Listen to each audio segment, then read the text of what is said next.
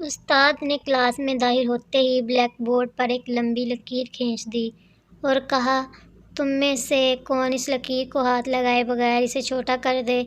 ساری کلاس خاموش ہو گئی کیونکہ استاد نے ناممکن بات کہہ دی تھی۔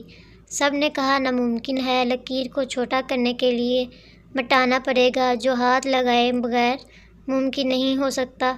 استاد صاحب نے گہری نظروں سے طلباء کی طرف دیکھا اور کچھ کہے بغیر بلیک بورڈ پر اس لکیر کے نیچے ایک لمبی لکیر کھینچ دی، جس کے بعد سب نے دیکھ لیا کہ اب پہلی والی لکیر چھوٹی نظر آ رہی ہے۔